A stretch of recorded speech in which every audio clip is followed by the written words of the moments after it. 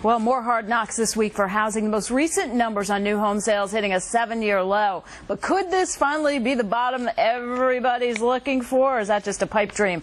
Dani Babb joins the crew. She's a co-author of the book, Finding Foreclosures, the Insider's Guide to Cashing In on This Hidden Market. Well, Danielle, how hidden is it? Are things really looking up for the rest of the year?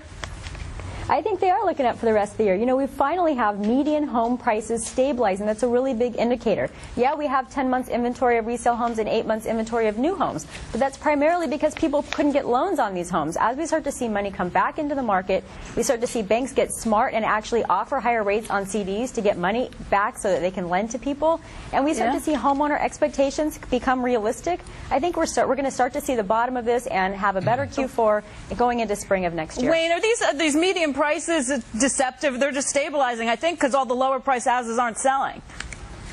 It's not only that, it's the fact of the matter is we don't know what state the housing market is because the banks are not telling us totally how many things they have in delinquencies. You don't know. They are making deals with borrowers that say, okay, we'll rewrite your loan, we'll give you a lower interest rate, give us no interest for the next 6 months, we'll tack it on to the end. All of those kind of things that are hidden in the economy that you don't know about. The housing market is dead for the next 6 months, at least possibly for another year or to a year and a half to 2 years. Ouch. The only good news is that, things are so bad, and we are on here talking about how bad things are. And once you start recognizing the problems, you do actually start getting into putting a bottom in place. Of course, the problem is that there is just so much inventory out there.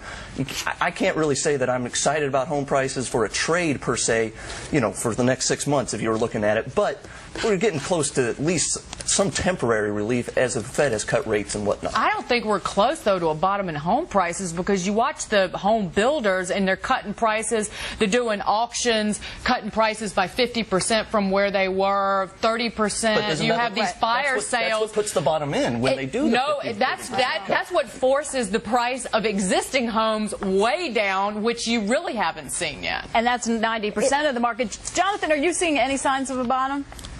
Well, Tara, I watch all these stocks, and, Dagan mentioned the home builders. I mean, it's more fun to go out and look at houses, just by the way. Well, and I think that's the point. If you own a home, we've always talked about this, you own a home you can afford, and that you can make the mortgage payments on, I think you're going to be fine. And I think that if you're looking for a home, to buy a home you can afford, you're going to be fine. But I don't pick bottoms, and I'd kind of put my lot with the crew that I just don't see real estate as being a smart asset class to put new money to work in right now. Yeah, I mean, Danielle, would you be buying a home now? Absolutely. I am actively looking for homes to buy. This is a pocketed problem. We've seen prices. But Danielle, I got to say, every real estate person we've ever had on the show, Terry, has always been bullish. I mean, you never find a broker or a real estate author who's actually a bear on real estate. That's not true. Wayne owns real estate, and he's been a bear for a long time. Yeah, but as I recall, Wayne, you sold most of your real estate a couple of years ago. No, well, I've sold some but with mature stuff. But I am still, yes, I would be a buyer under certain circumstances. We just haven't gotten to the bottom yet, guys. It's just like just like stocks. If a stock is headed south, and you're going to have to try to find out where that bottom is. You're going to wait for that bottom to take place and build itself a base before you take off. I'll tell you another thing that you don't. Insurance rates are going up enormously. Not just interest rates, but insurance rates. People don't realize that. Also, local governments are the biggest barrier to building new houses. They are because local governments and bureaucracies create all of these things that are just choking the market. Let's give Danielle the final word. Go ahead. Problem. Yeah, this is a pocketed problem. We've got the West Coast with a 10% price decrease since January. If that doesn't signify a bottom, I don't know what does. I'm not buying in the Northeast where prices have continuously gone up. And I disagree. I actually have seen other offers that are bullish on the market. In other words, it's like a stock picker's market. And bearish on the market. It's a home buyer's market. Okay, we'll leave it on a bullish note for housing.